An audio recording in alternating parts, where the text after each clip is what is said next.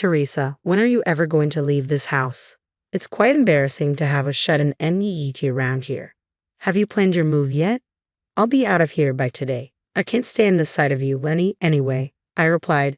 It was clear to anyone that Lenny, my sister-in-law who ridiculed me with a smirk, was trying to take over our house. However, there was a reason I decided to move out and let her have it. I had a firm belief that Lenny would not be able to live in this house for long. My name is Teresa, and I live with my parents and Lenny, my brother's wife. My brother was assigned to work overseas shortly after getting married, and Lenny firmly refused to live abroad.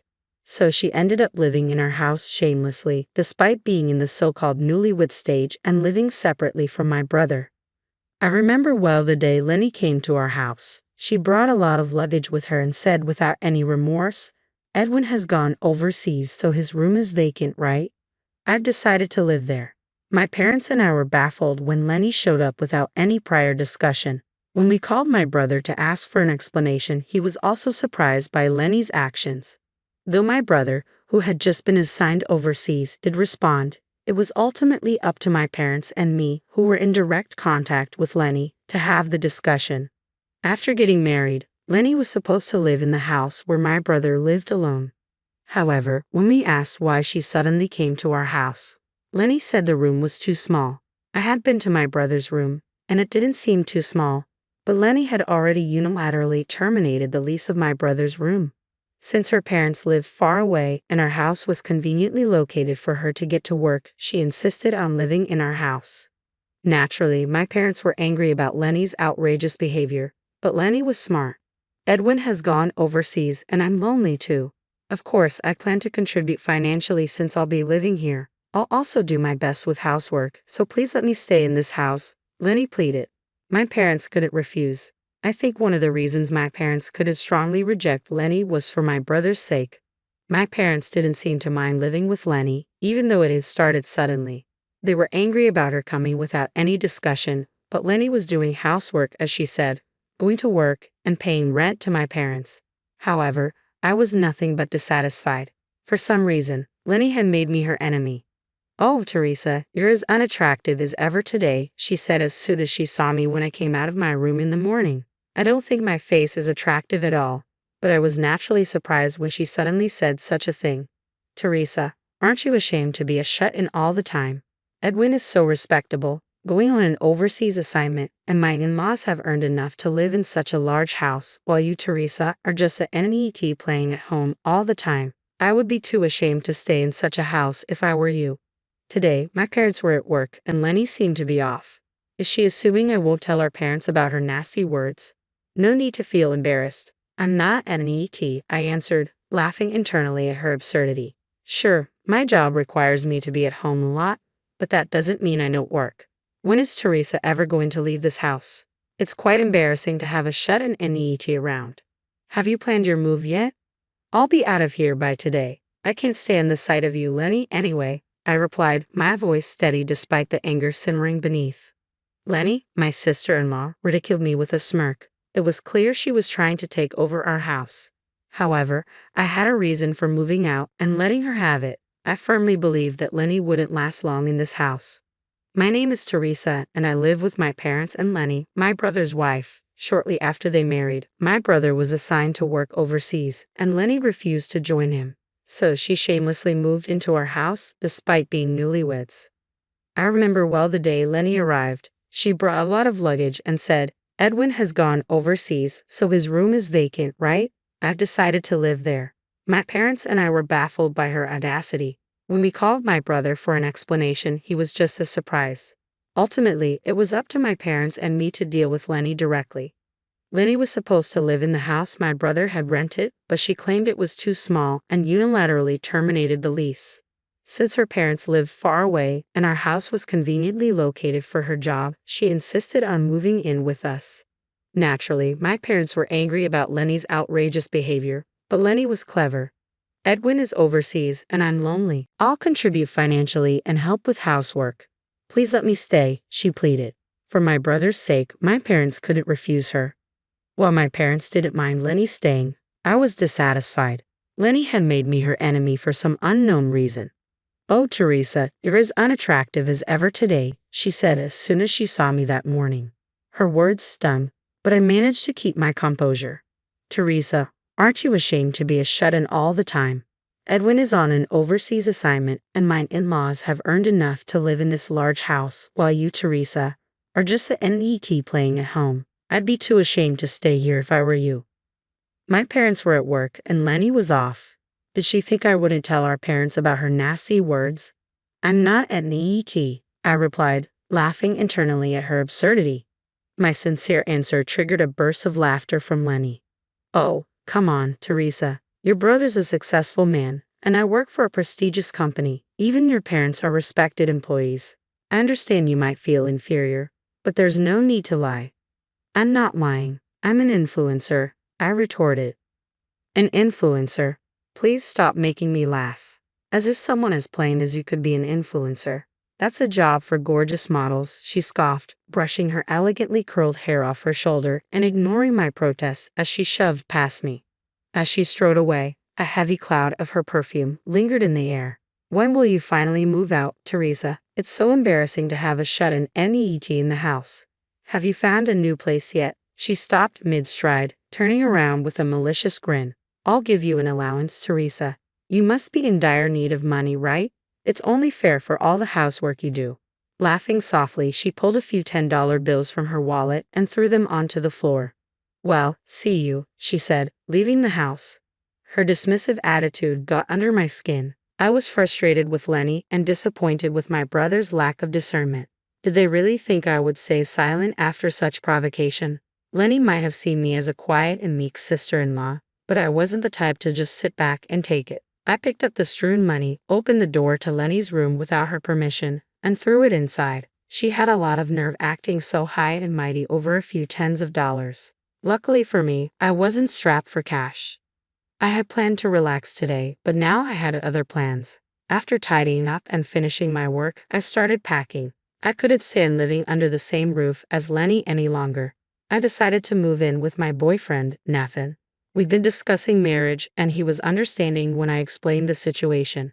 Meanwhile, I made a call to a certain place in the morning.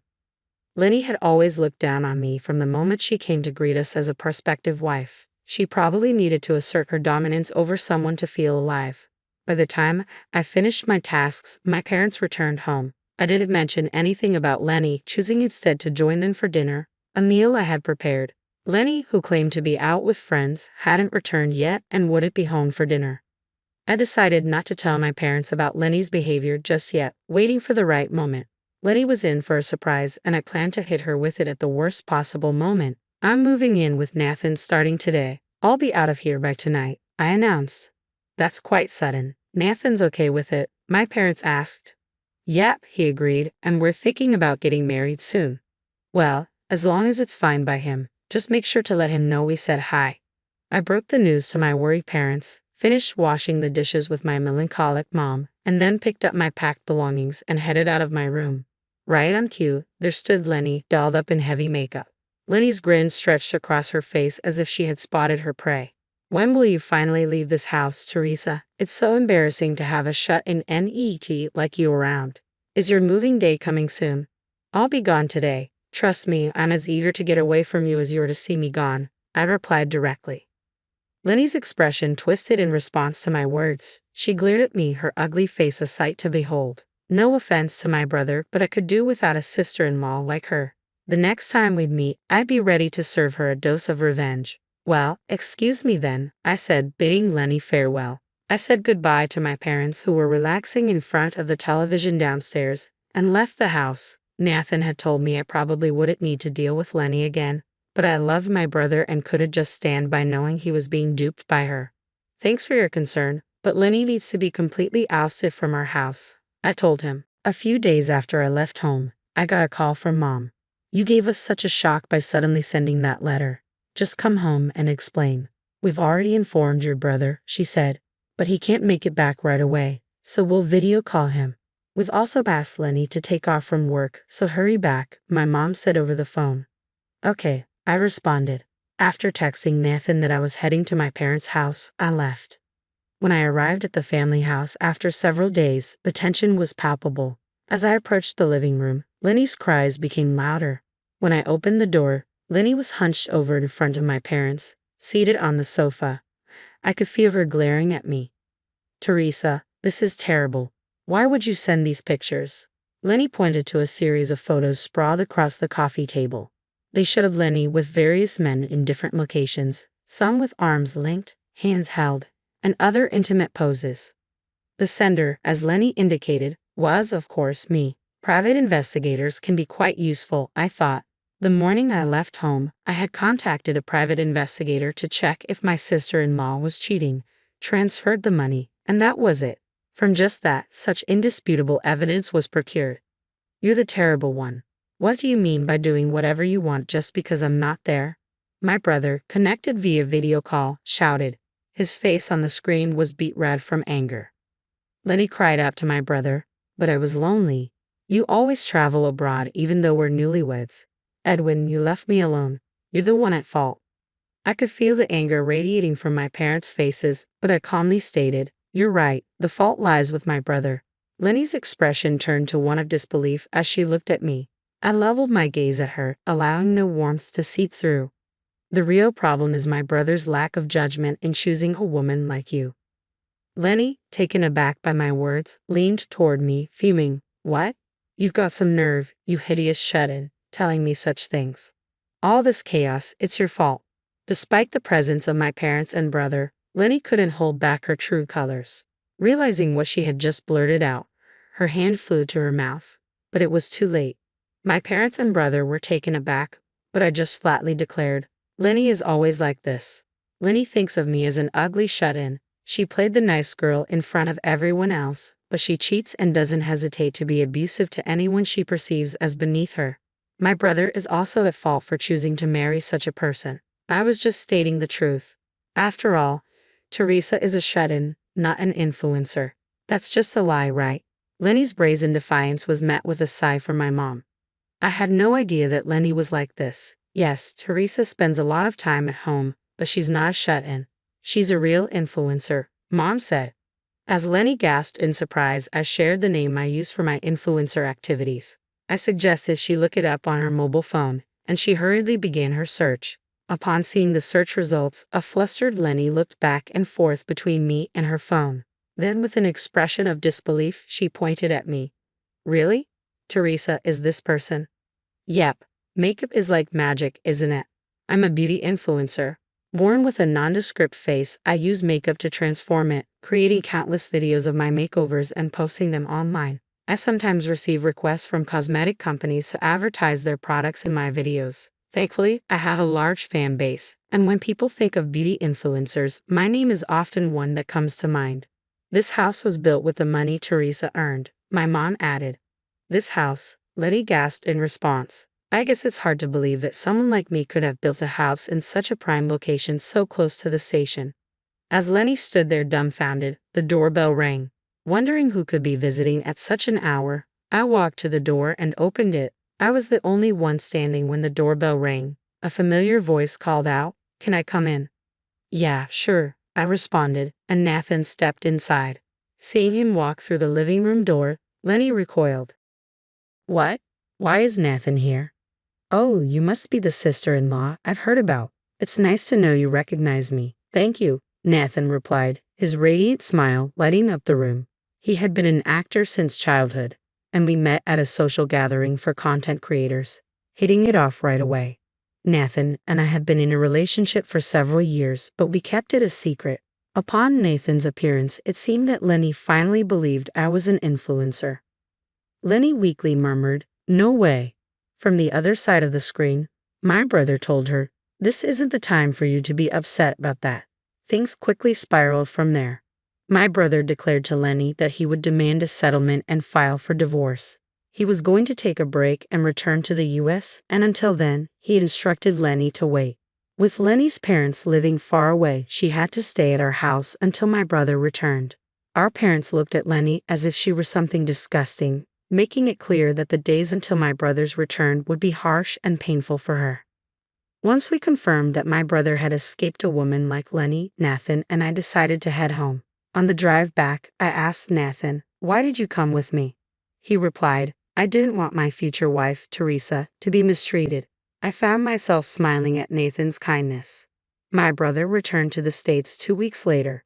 During that time, Lenny had apparently taken leave and locked herself in her room while drafting the divorce papers. She was said to be crying. "I love Edwin the most." But my brother didn't waver at all.